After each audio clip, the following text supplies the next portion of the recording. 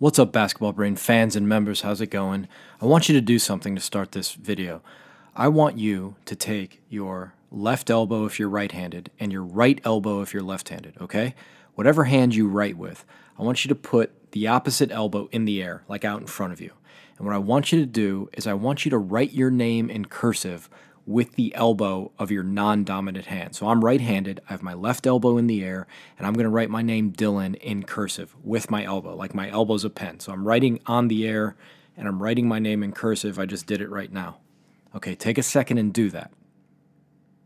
Isn't that crazy that you can do that? Have you ever, I assume you haven't, tried to write your name in cursive with your elbow? You can also do it with your leg, like take your right leg or your left leg and try to write your name in cursive. Just move your foot like you're holding a pen, and you can do that.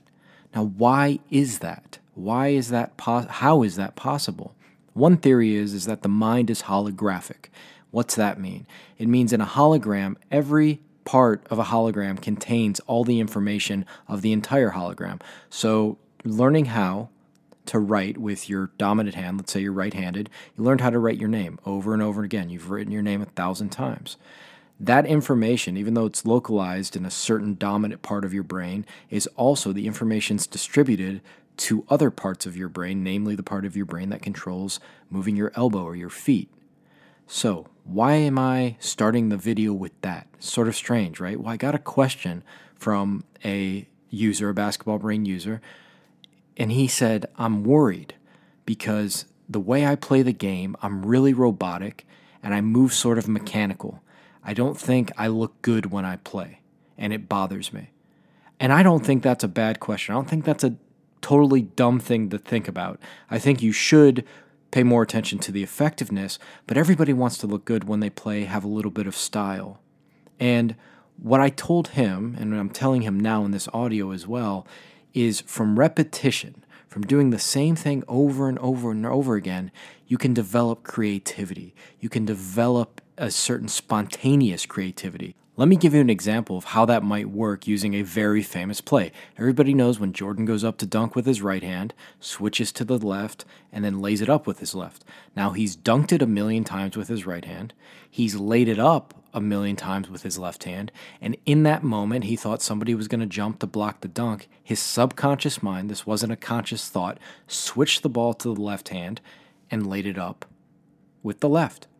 It was spontaneous creativity, which was a combination of the subconscious mind, your vision, which is noticing every pattern on the court and comparing it to everything you've ever done on the basketball court. That's what the subconscious mind does. It's taking the present information and it's comparing it and looking for patterns in all the pickup games you've played, all the practice you've played, all the regular games, and it's anticipating things. Jordan anticipated the guy jumping and he switched it to the left hand, and it's an iconic, memorable play.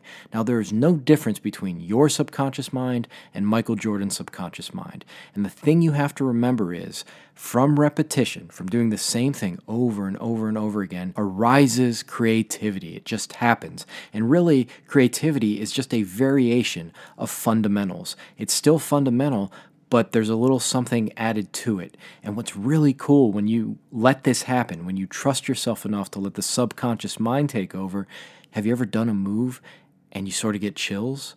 You maybe do make a fancy layup and you surprise yourself? Well, the reason is because your subconscious mind did it. You, in air quotes, didn't do it. You consciously weren't there. The ego wasn't involved. You'd gotten quiet and trusted yourself to do it. Then as you get better, you start to expect that you can make crazy reverse layups, that you can make a tough fadeaway with defenders jumping at you, and you take a sort of joy in that, and it's not as surprising anymore because you trust your subconscious mind.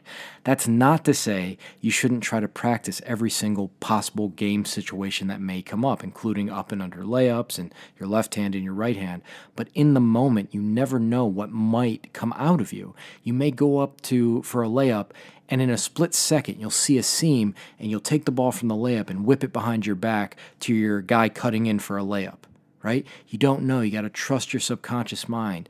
Allow the game to be spontaneous. And that comes, again, from mental training, from doing as many drills as you can do, to playing as many pickup games as you can possibly get involved in with great competition. And all of this feeds together and it makes you aesthetically pleasing.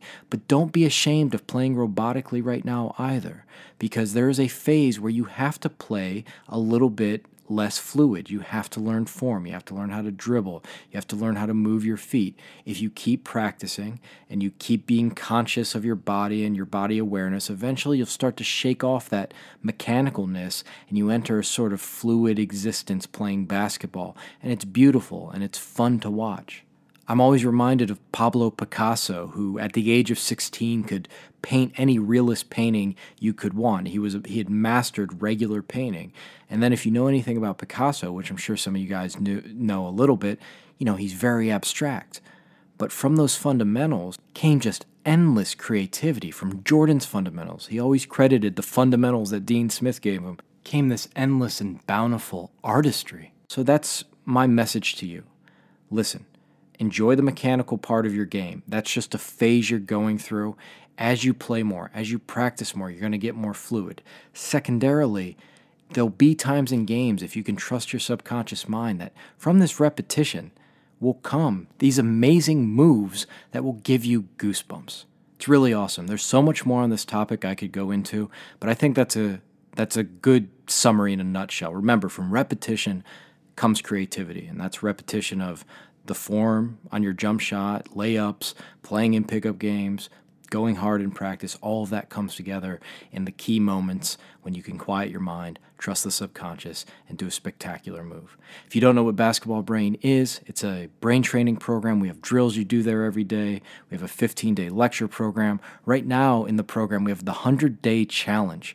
You got to check that out. That's a shooting program you can do for 100 days. It's a great way to really improve your shot in the next 3 months or so. BasketballBrain.com. We are dedicated to your greatness.